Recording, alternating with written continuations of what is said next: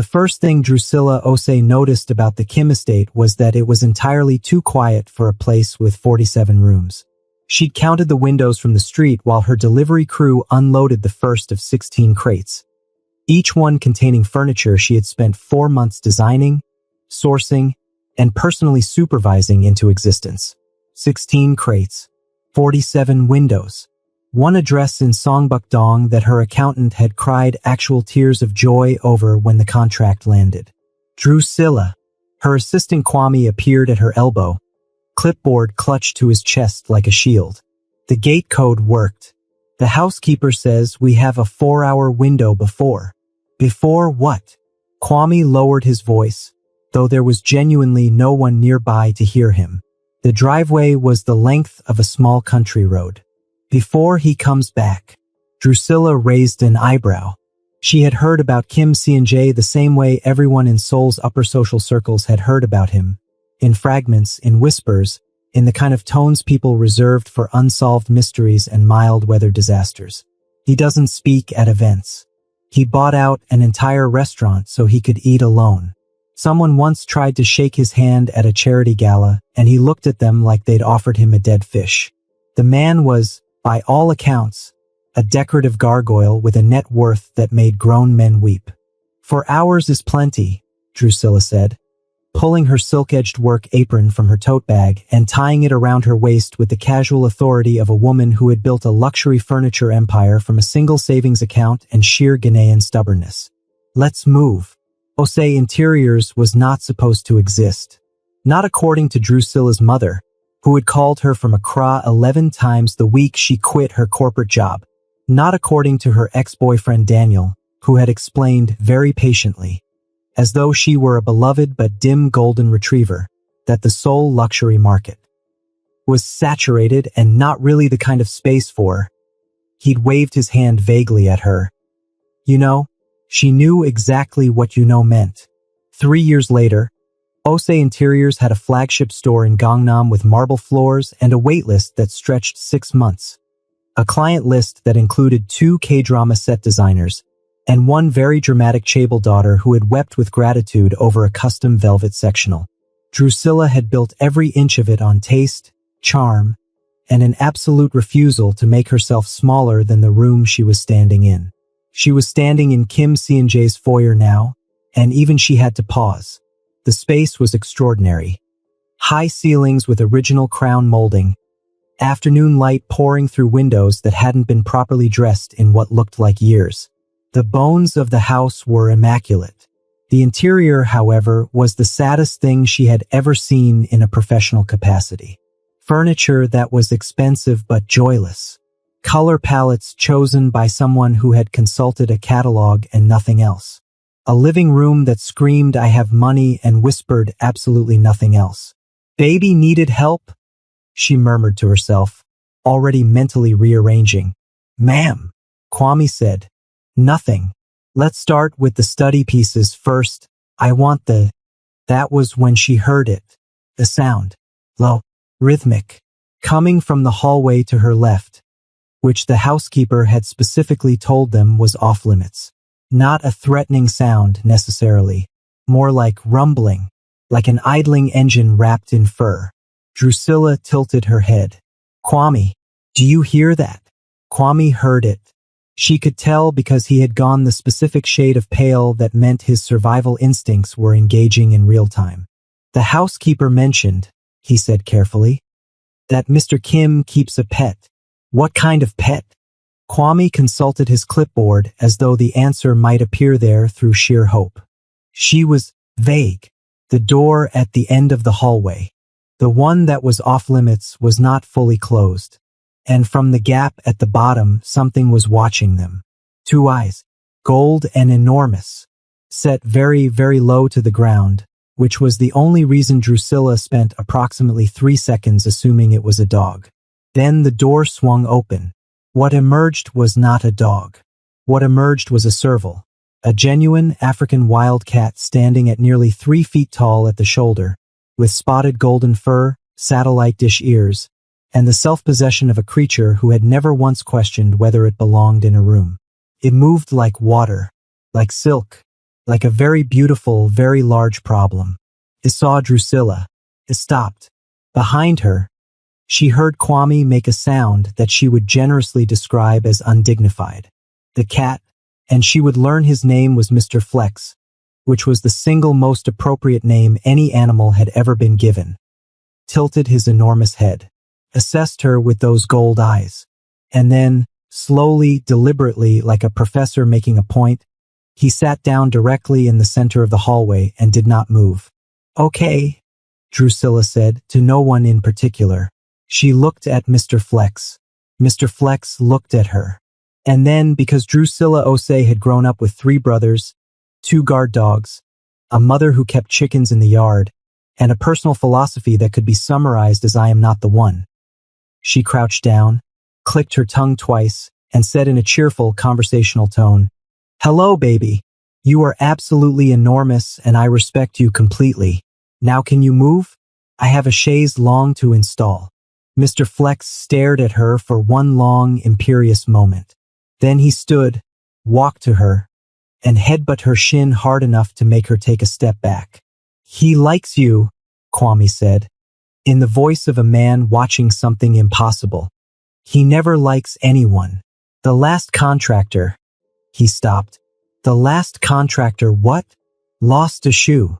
Drusilla looked down at Mr. Flex, who was now winding around. Her ankles with the full, committed energy of a cat who had decided a thing. She scratched behind his satellite ears and he made a sound like a small motor starting up. A purr so deep it was nearly subsonic.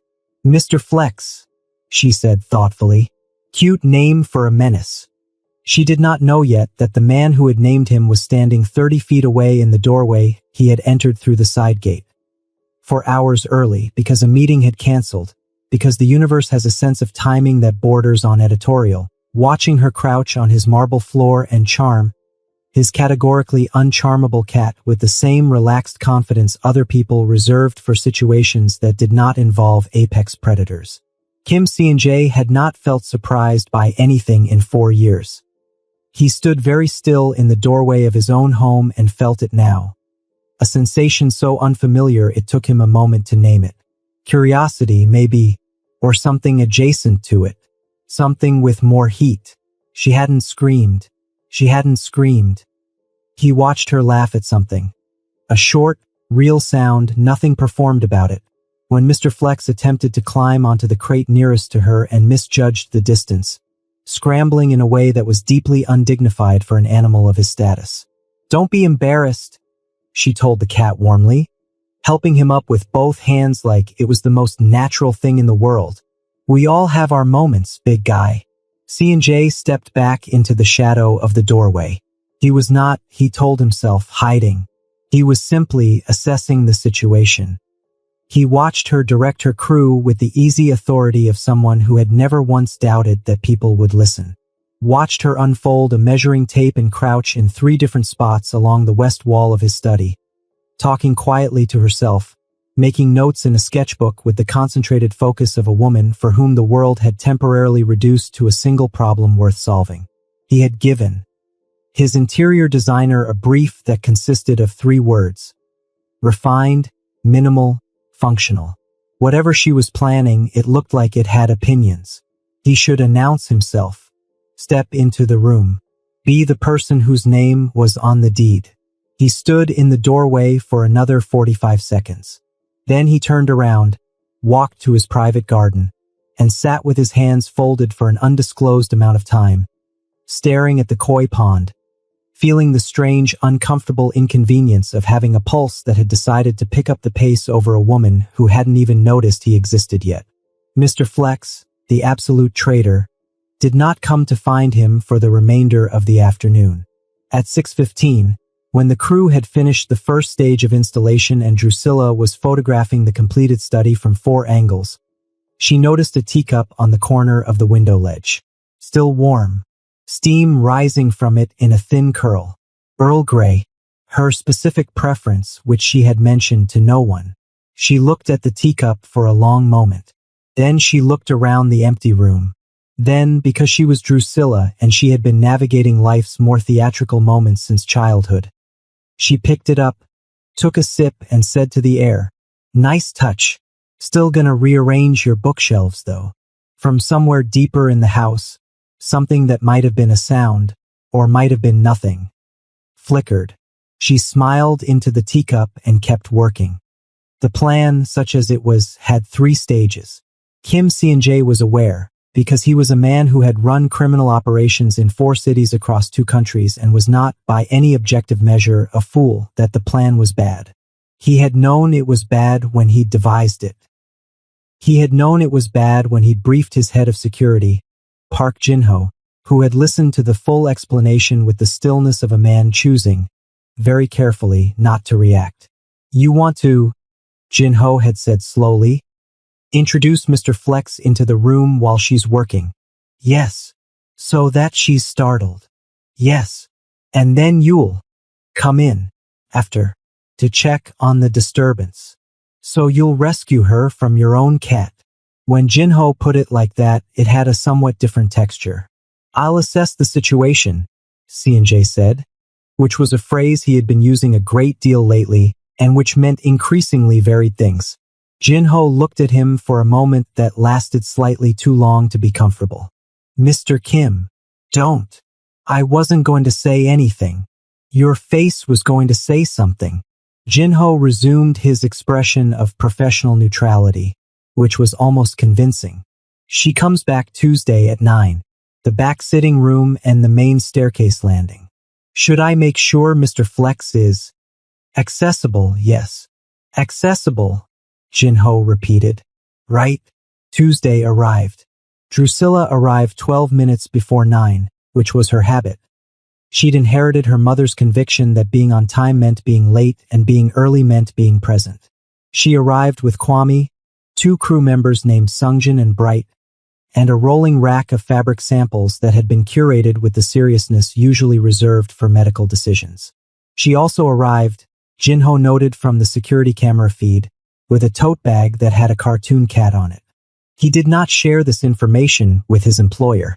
The morning passed without incident, unless you counted Drusilla rearranging C&J's bookshelf. By color and emotional weight, corporate thrillers do not live next to poetry. I don't make the rules.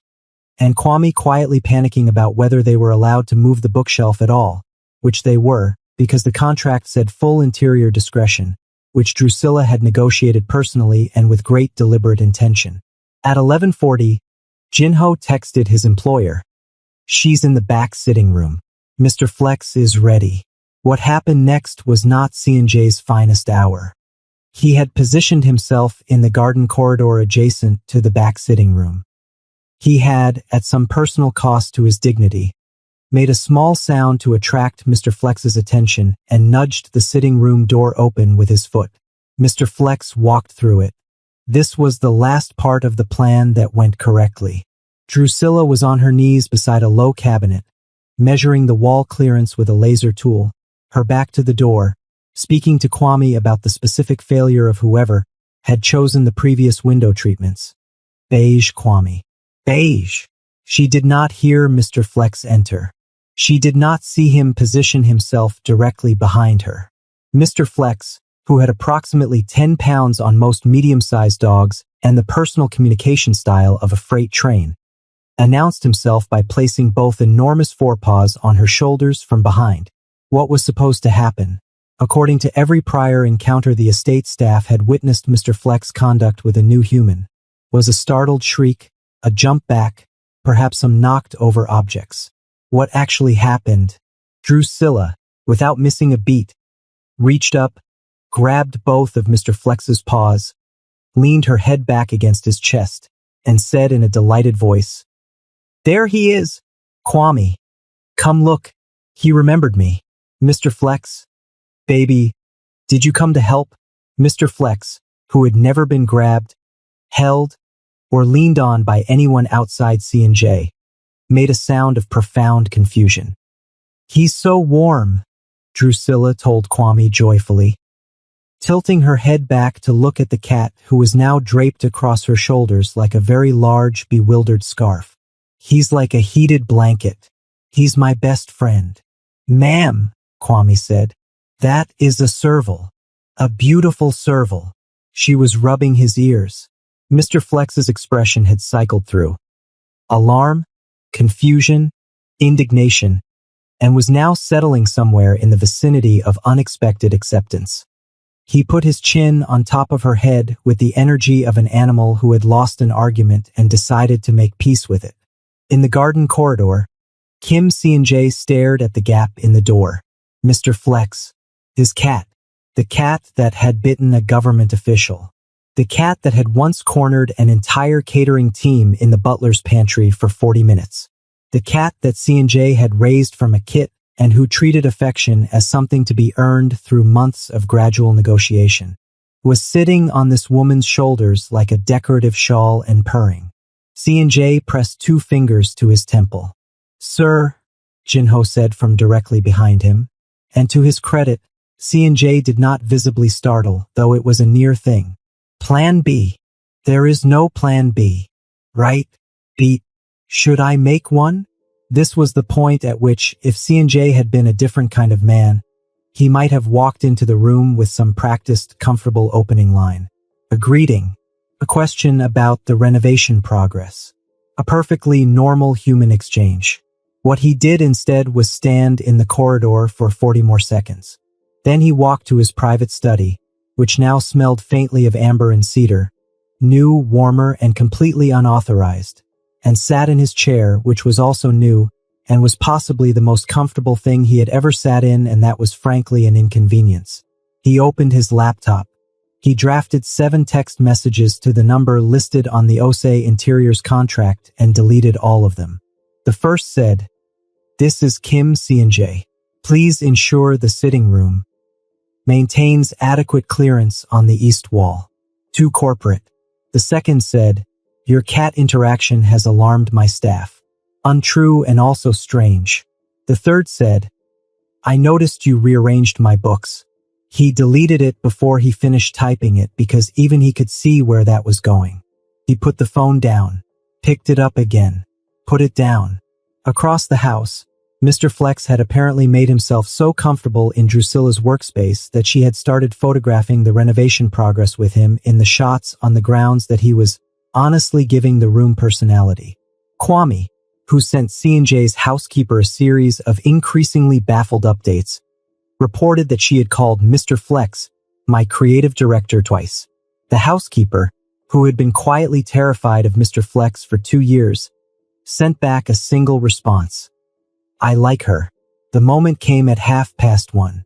Drusilla was on her phone in the main corridor, taking a call from a client about a delivery dispute, pacing the way she did when she was trying to be diplomatic about something she found professionally offensive.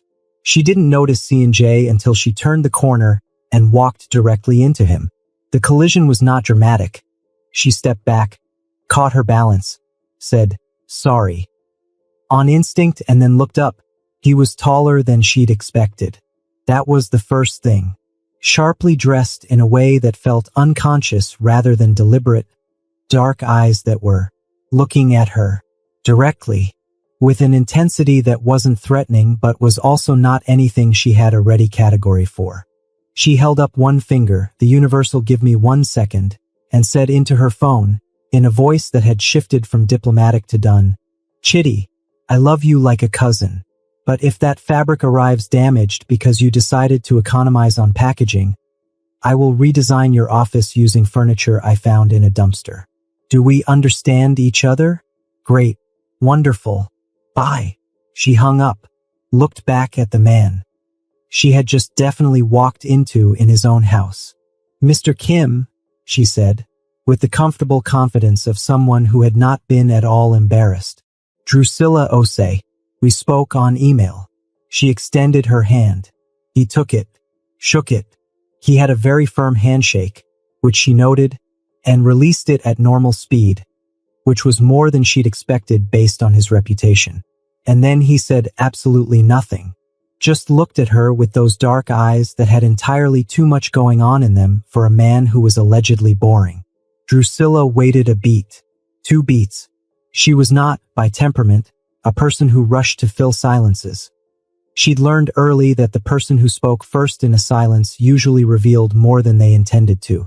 But this silence was stretching in a direction that she found genuinely interesting rather than uncomfortable, which was itself unusual. "Your study is done," she said. "I moved the bookshelf. The contract allows it, full discretion clause, section 4, paragraph 2, but I can move it back if you hate it." She paused. "I'd be sad, but I'd do it." Something shifted in his face. Not quite a smile. More like the suggestion of the structural component before the expression fully committed. "I don't hate it," he said. His voice was low, measured. The kind of voice that didn't practice being interesting, it just was. She nodded. "Good. The sitting room will be done Thursday. After that we have the main landing and the guest wing, and then we're in the final stretch." She tilted her head. "Your cat is currently asleep on my fabric samples, by the way. I didn't want you to wonder where he was." The almost smile became something slightly more structural. "He doesn't usually sleep on people's things? Like people," he said. She smiled at that, a real one, wide, the kind that did things to the geometry of a room. "I have a gift," she said simply. And then, because her phone was buzzing and she had a sitting room to complete. And she was Drusilla Osei, who did not linger in corridors over men, even tall, quiet ones with interesting eyes. "I'll have the Thursday update sent through Kwame." "Nice to properly meet you, Mr. Kim." She moved past him. He turned to watch her go. She had already rounded the corner. From the sitting room, distantly, Mr. Flex made a sound that was probably coincidental. C&J stood in the corridor for a moment. Then he pulled out his phone and deleted the 7 drafted messages. He wrote one new one. "Your sitting room work is satisfactory. The bookshelf is fine where it is." He stared at it. Deleted satisfactory. Typed good. Deleted that. Typed well done. Deleted that. He sent. "The bookshelf is fine where it is." The reply came 43 seconds later, which was quick enough to suggest she'd been near her phone and comfortable enough to suggest she'd found it funny. "High praise. Mr. Flex agrees. He's been sitting in front of it for 20 minutes. I think he's reading." C&J sat down on the stairs, which was not something he normally did, and typed back before he'd fully decided to. "He can't read. Are you sure? He looks very focused." "He does that. He's not focused. He's plotting." Plotting what? He had to think about that for a moment. Historically, chaos. Once dismantled the security panel on the East Wing. Twice. There was a pause that felt like laughing. "I respect him even more now. Thursday, Mr. Kim. Try not to plan anything dramatic." He read that message 3 times. Specifically the word dramatic and the specific casualness with which she deployed it, as though she knew something which she couldn't, which meant she was simply that perceptive. He put his phone in his pocket. He sat on the stairs for another minute. From somewhere in the house, he heard her laugh at something Kwame said. Short, unguarded. The same laugh he'd heard through the garden door, and it landed somewhere in his chest with the peculiar weight of a thing that intends to stay. This was a problem. A specific, inconvenient, warm-edged problem. He had handled significantly more complicated problems than this. He was aware, even as he thought it, that this was not the same kind of problem at all. The rumor started, as rumors in that particular stratum of soul society tended to do, at a dinner party Drusilla did not attend, about a woman everyone had begun discussing with the specific hunger of people who had found a genuinely compelling story. Kim C&J's renovation, said Minesio, who knew everyone and was known by everyone and wielded both facts like currency, has been extended. The table, 7 people, 3 bottles of wine in a Mayfair-adjacent apartment in Yongsan, absorbed this. Extended how? Said someone. 3 additional rooms. Minesio set down her glass with the care of someone placing an item of value. He called the designer personally, not through staff. Personally. The table sat with that for a moment. Kim C&J, said Taeyong, who had known him for 15 years and had received exactly 4 unprompted phone calls from him in that time. all of which were business, called someone. A woman, Minesio confirmed. About furniture. About furniture, she agreed. The silence had a texture to it. I need to meet this woman, Taeyong said. Drusilla did not know about the dinner party. She did know about the extended contract because she had received the call herself Thursday morning, the day she'd finished the sitting room 11:17 exactly, while she was in the Gangnam store having a mild crisis about a shipment of Venetian plaster that had arrived 2 shades too warm. The call came from a number she'd saved as Kim Estate, main because she was professional and organized. Miss Osei, said the voice that was low and measured and was becoming, against her entirely reasonable objections, something she noticed. Mr. Kim. She moved to the back of the store, away from her staff. The sitting room photos should have come through this morning. They did. It's good. Coming from him, she was beginning to understand. Good was the equivalent of most people sending a standing ovation. I'm glad. I wanted to discuss the East Corridor and the garden room. They weren't in the original scope. She pulled up her project notes on instinct. They weren't, no. What's your timeline? Flexible, he said, which was not a word she associated with him and which landed with a slight irregularity. Whenever works for your schedule. Drusilla looked at the wall across from her. A mood board for an unrelated client, yards of fabric swatches and paint chips, and took a small, private moment to organize her thoughts. She was willing to privately admit, thinking about Kim Seon-jae. Not constantly, not dramatically, just periodically with the specific quality of thought reserved for things you haven't fully categorized yet. The text exchange about Mr. Flex had continued beyond Thursday, in small irregular intervals, usually starting with some update about the cat and drifting from there. He was dry in writing in a way she found genuinely funny. He never used more words than necessary and somehow that made every word land with extra weight. She was a professional. She was a woman who had built her life on clear eyes and clear boundaries and not making things complicated when they didn't need to be. I can have a proposal to you by Monday, she said. East Corridor and garden room would probably take us through to end of month. That works. Okay. A pause. A C&J pause, which she was learning had different qualities. This one felt like something trying to get out. Mr. Flex hasn't eaten properly since Tuesday, he said. She blinked. I'm sorry. He's been sitting in the sitting room, in front of the window unit you installed. He hasn't. A very slight, very controlled pause. He's fine. He ate this morning. I just thought you might. Find that funny? She said. Find it relevant, he said with great dignity. She was already smiling. She was smiling at a wall of fabric swatches in her own store about a cat. Tell him the chair in the East Corridor is going to be. Very good. I'm thinking something he can truly destroy. He'll appreciate that.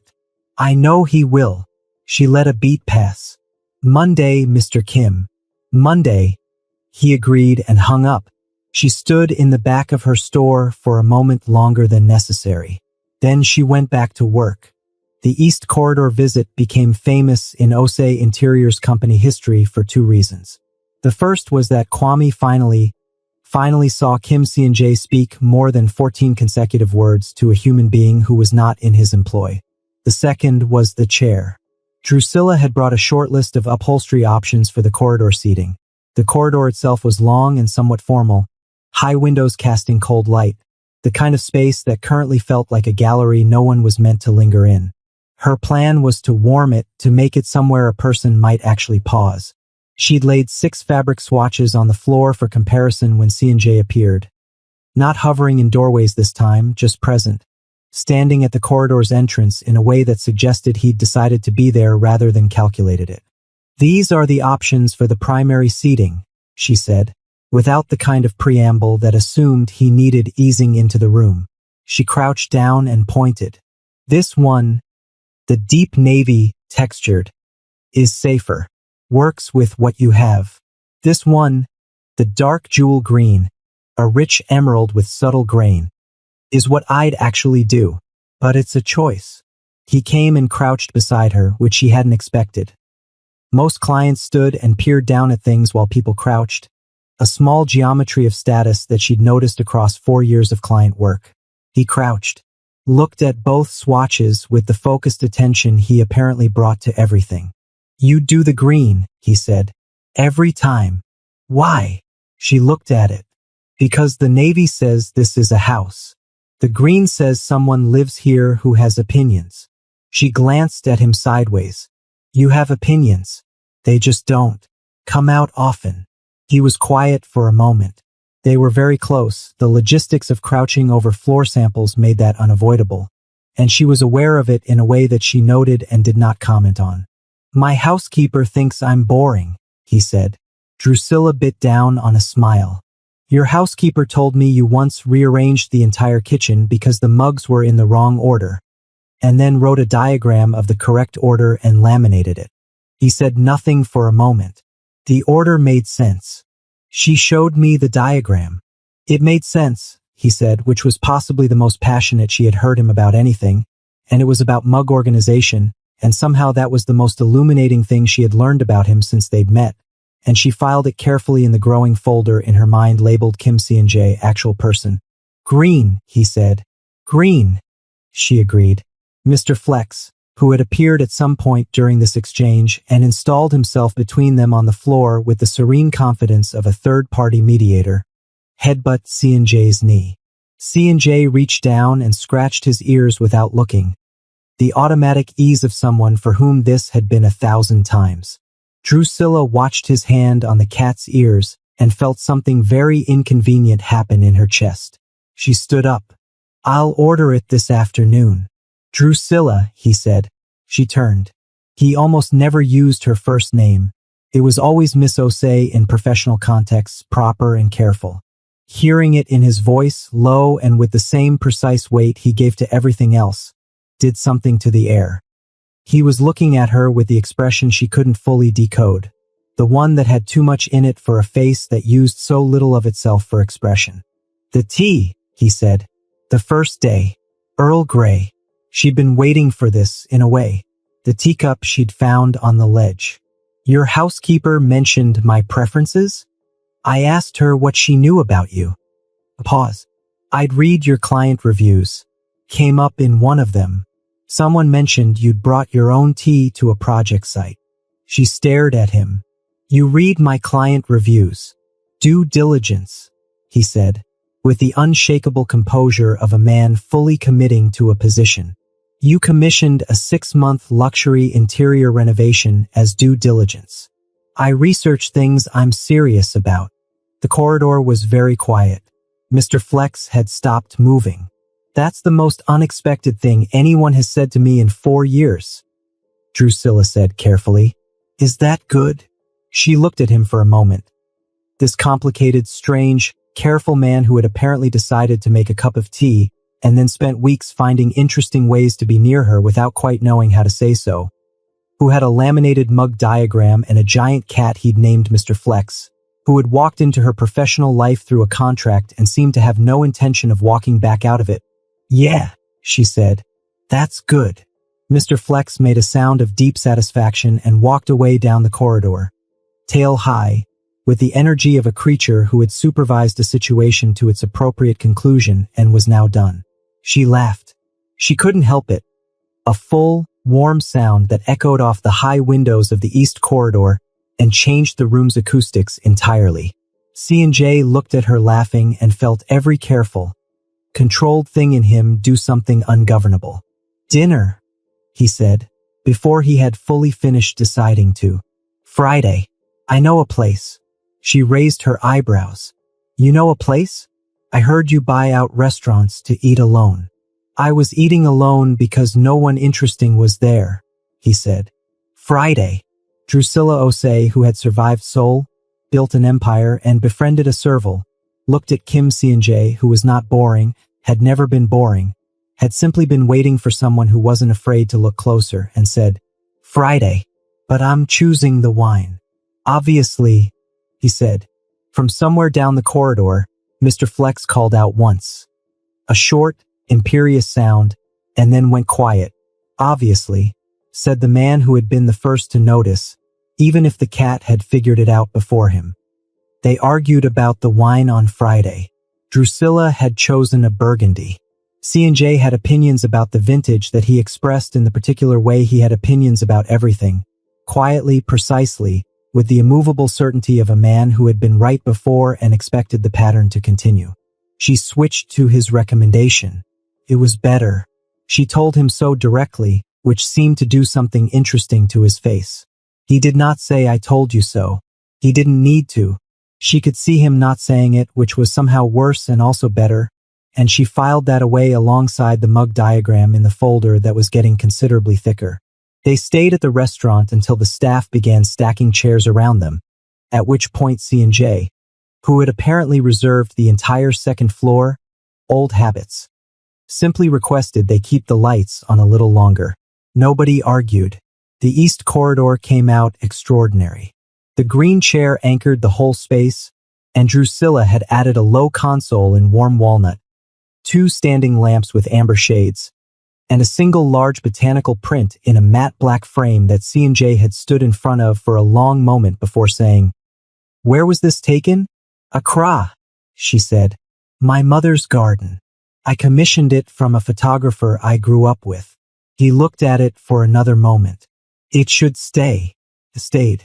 Mr. Flex claimed the green chair within 40 minutes of its installation and has not fully vacated it since. There is photographic evidence, taken by Kwame, captioned the CEO of this household, that circulated through Osei Interior's staff and caused considerable joy. The garden room took 3 weeks longer than projected.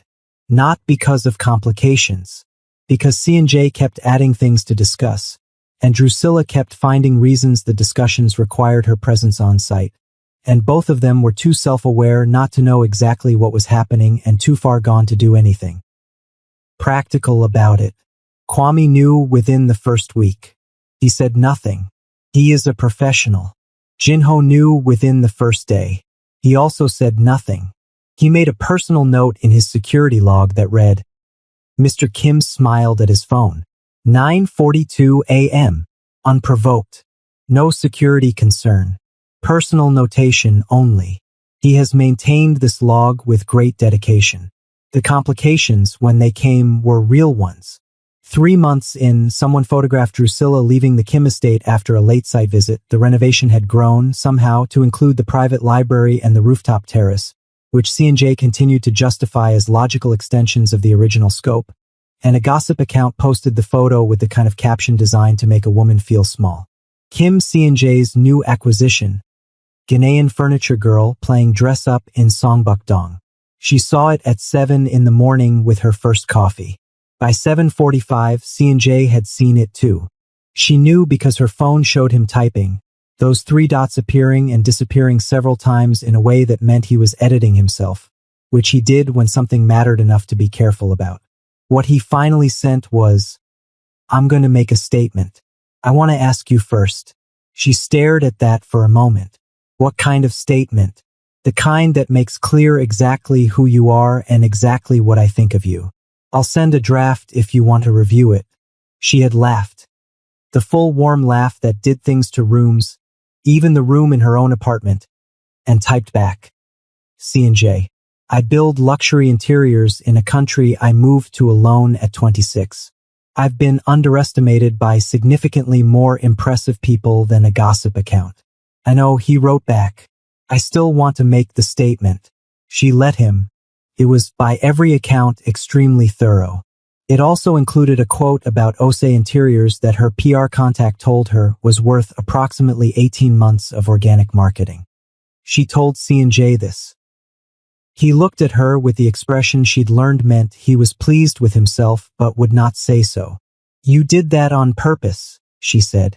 I research things I'm serious about, he said. Same words. Different weight now. She knew exactly what they carried. The gossip account deleted the post within 4 hours. Her mother came to Seoul 6 months after the renovation completed. Abina Osei was 61 years old, had raised 4 children with the infrastructure of a military general, and the warmth of a woman who believed feeding people was a form of love language, and had been calling her daughter every Sunday for 3 years to ask variations of, "Drew, when are you going to find someone who deserves you?" She met C&J at a dinner that was supposed to be casual and became, in the way of all dinners involving Abina Osei, an event. He had researched Ghanaian food ahead of time, which Drusilla had not known. She found out when her mother mentioned, halfway through the evening, that he'd asked about her preference for Kantamire stew the week before and arranged for a Ghanaian restaurant in Itiwan to provide it. Her mother looked across the table at Kim C&J, who was eating carefully and listening to everything and asking questions in the particular way that meant he would remember the answers, and then looked at her daughter. "He researches things he's serious about," Drusilla said quietly, before her mother could say anything. Abina Osei smiled, the specific smile of a woman whose Sunday calls were about to change subject permanently. "Yes," she said, "I can see that." Mr. Flex, who had been introduced to Abina with some ceremony and had immediately attempted to sit in her lap, which he had never done with any other guest, ever in his entire opinionated life, was already purring. Her mother scratched his ears and said, in Chui, something that translated roughly as, "Even the cat knows a good thing." The rooftop terrace was the last thing she finished. Took 4 months. Drusilla had designed it around the view, the way Seoul spread out below Songbukdong in the evening, all lit lines and density and the particular beauty of a city that was always awake. She'd put down warm stone tiles, low furniture, trailing plants in terracotta pots that Mr. Flex immediately began investigating and occasionally toppling. String lights that came on at dusk with a warmth that had nothing clinical about it. The night she finished it, she stood on the terrace alone for a few minutes before C&J came out, as she'd known he would. He stood beside her and looked out at the view she'd built the space around. "You designed it so you can see the Namsen light," he said. "You can see it from this angle specifically. Took me a while to work out the sight line." He was quiet for a moment. The good kind of quiet, the kind she'd learned to read the way other people read expressions. "The contract is finished," he said. "It is," she agreed. "You don't have a professional reason to be here anymore. I'm aware." He turned to look at her in the terrace light, which was amber and warm and which she had chosen for exactly this quality. "Stay anyway." She turned to look at him. "Is that a request or a statement?" "Whichever one works," he said, which was the most flexible she had ever heard him be about anything. And she had watched this man negotiate with himself over a mug diagram. Drusilla Osei looked at Kim C&J. The stubborn, careful, quietly hilarious man who had named his cat Mr. Flex in laminated organizational charts and read her client reviews before he'd ever spoken to her. Who had stood in doorways watching her with those dark eyes and couldn't figure out how to cross the room. Who had tried to use his own cat as a social strategy and been entirely, magnificently defeated by the fact that she had simply loved the cat back. "I was going to stay anyway," she said. "I just wanted to hear you ask." He exhaled once, the closest thing to a laugh she'd seen from him in public. Then he reached over, slow and deliberate as everything he did, and took her hand. Mr. Flex remained the dominant personality of the household. This was documented, acknowledged, and accepted by all parties. He had opinions about guests, about furniture placement, about which rooms merited his presence on any given day. He had, on one notable occasion, sat between Drusilla and C&J during a disagreement about a paint color with an air of arbitration so pointed that they both looked at him and then started laughing, and the argument ended there. He slept on the green chair every night. On the nights Drusilla stayed, which became most nights, and then all of them, he slept on the green chair until approximately 2 a.m., at which point he relocated to the foot of the bed and conducted himself with great dignity. Kwame updated his project notes to read, Osei Interiors, Kim Estate, closed. Outcome, favorable. Mr. Flex, decisive factor. Jinho's security log grew to 14 pages. He has since had it bound. They never talked about what they were in the careful terminology other people seemed to require. They talked about everything else. About Accra and her mother's garden. About the years he had spent building an empire in the particular solitude of someone who had decided people were complicated and adjusted accordingly. About her ex-boyfriend Daniel and his theory about saturated markets, which she recounted with the comedic precision of a woman who had been waiting years for the punchline to fully land. About Mr. Flex's documented criminal history with the security panel, about wine, about furniture, about the specific way Seoul looked in January when the Han River froze over at the edges. One morning, late, weekend slow, the kind of morning that had no schedule to answer to. She was reorganizing his bookshelves again. Just adjusting. She did it sometimes. Small calibrations, the way people who love a space keep touching it. He was watching her from the doorway in the way he'd watched her from the first doorway, the garden corridor entrance, the very first day. You know, he said, when I saw you the first time, you were talking to Mr. Flex like you'd known him your whole life. She turned around. And I'd had him for 4 years. He'd bitten a government official. He has standards, she said. He walked up to you in 4 minutes. He paused. I thought. Another pause. C&J choosing his words with the care of someone to whom words mattered. I thought. That's someone who knows how to make a thing feel safe. The morning was very quiet. Drusilla looked at this man across the room full of books she'd organized and furniture she'd chosen and light she'd planned for and felt something settle. Not new by then, but deeper. The feeling of a thing that had been true for a while finally hearing itself said out loud. And then I ruined your plan, she said. What plan? She raised her eyebrows. He was quiet for a moment. Then, Mr. Flex told you. Mr. Flex is you, she said with great love and went back to the books. He stood in the doorway a little longer. Then he came into the room. The Osei Interior's flagship store in Gangnam expanded the following year, adding a second floor and a private consultation suite. The wait list extended to 9 months. The Kim estate was, by the account of everyone who visited it, the warmest house in Songbukdong. Mr. Flex remained undefeated. Besties, in a world full of people living, be the one who crouches down, meets things at their level, and isn't afraid of what everyone else warned you about. That's where the best love is hiding. Thank you so much for watching. Kindly like, subscribe, and share.